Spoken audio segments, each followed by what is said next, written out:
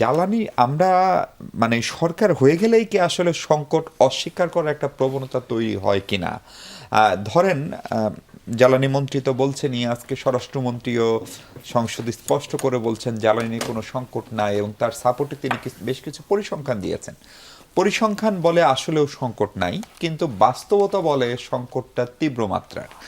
ধরেন এই দাম বাড়ানোর পরেও লাইন কমে নাই, অকটেনের লাইন বলি, পেট্রোলের লাইন বলি। ফলে এই সংকটটা স্বীকার করলে সমাধান খোঁজা সহজ হতো কিনা? ধন্যবাদ আপনাকে, ধন্যবাদ আমার দুই সহ আলোচক এবং যমুনা টিভির দর্শক শ্রোতা। না, সংকট যে একেবারে নেই সেটা তো অস্বীকার করা যাবে না।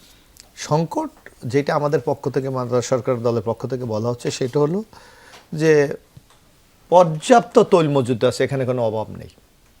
তাইলে আপনি হয়তো প্রশ্ন করতে পারেন, বা হয়তো যে এই প্রশ্নটা এখন সবচেয়ে, তাইলে লাইন কেন, অথবা সংকটটা কেন?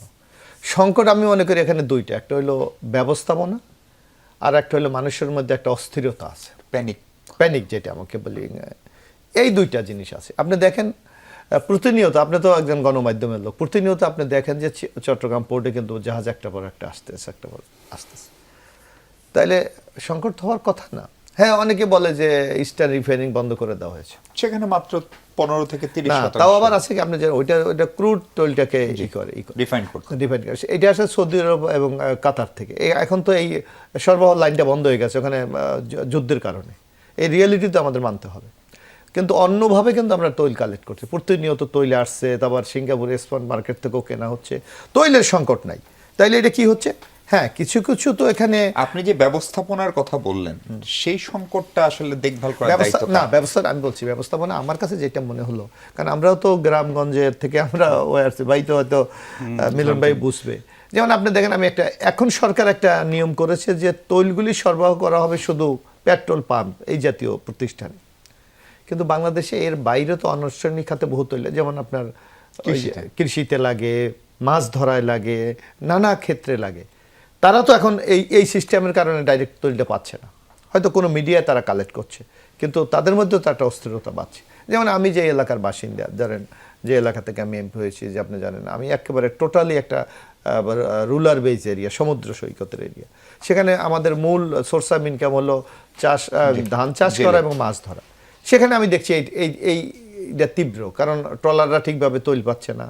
কিন্তু তারা তো আবার বাইকারদের কাছ থেকে 250 টাকা লিটার। এইটা নিচ্ছে, এই যে একটা আপনি যে কথাটা বললেন, যে ঢাকা শহরে আমি দেখি যে আমি নাম সোর্স আমি বলবো না, যে আমার এরকম পরিচিত একজন আছে যে বলতেছে যে যদি তৈল লাগে আমাকে বললেন। আমি বললাম কিভাবে আপনি কালেক্ট করেন? বললো যে বাইকাররা যারা আছে এরা 4-5 লিটার করে নিতে পারে, তারা 5-6 জায়গা থেকে তৈল নেয়। এখন হয়তো বলতেছে একটা অনলাইন করতেছে, কিন্তু কয়জনের পক্ষে এটা সম্ভব? এটা নিয়ে তো একটা ব্যবস্থাপনার সংকট আছে। তো আমার মনে এই সংকটগুলি একটা প্যানিকের অবস্থা তৈরি করেছে। কিন্তু বেসিক্যালি আমরা রাজনীতিবিদ যারা করি, আমরা কিন্তু জনগণের কাছে আমাদের একটা দায়বদ্ধতা আছে, রাষ্ট্রের কাছে রাষ্ট্রের একটা দায়বদ্ধতা আছে। সেই দায়বদ্ধতা পালন করতে পারছে আমরা অনেক ক্ষেত্রে পাচ্ছি না, যারা আমরা নিজেরা একটা প্যানিক তৈরি করছি।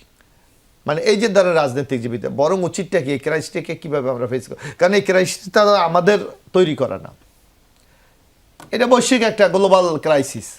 আপনাকে আমি বলি, আমাদের তো ক্রাইসিস নাই, আমাদের তো তেলের মজুদ আছে, সবই আছে।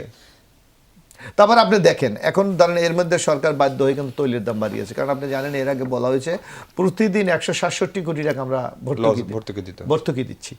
কিন্তু এর কারণে দাম কিছুটা বাড়ানো, তারপরও সেই বাড়ানোর পার্সেন্টেজ বিশ্বের অন্য যে কোনো জায়গায়, মানে আইএমএফ এর প্রেসক্রিপশনের কারণে না। আপনি দেখেন, আমি একটু আপনাকে যদি বলি, এই যে বাংলাদেশের লিটারে বাড়ানো হয়েছে 15 থেকে 20 টাকা কোথাও কোথায়। আর আপনি দেখেন আমরা কম্বোডিয়ার দিকে তাকাই, সেখানে 68% বাড়িয়েছে। মানে কম্বোডিয়ার উদাহরণ আমাদের না, আমি শোনেন না, আমি আরো আছে, ভালো ভালো আছে। কানাডার মতো 28% বাড়িয়েছে, আপনার চীন বাড়িয়েছে, এবং আপনি সবচেয়ে বিশ্বের সবচেয়ে, এবং তারা শুরুতেই বাড়াইছে মোশাররফ ভাই। এবং আপনি দেখেন বিশ্বের সবচেয়ে বেশি তৈল মজুদ আছে মার্কিন যুক্তরাষ্ট্র, তারা পর্যন্ত বাড়িয়েছে। সুতরাং আপনাকে এই যে এই গ্লোবাল ক্রাইসিসটা যদি আমরা না বুঝতে পারি, তাইলে কিন্তু সংকট সমাধান আমাদের পক্ষে সম্ভব হবে না।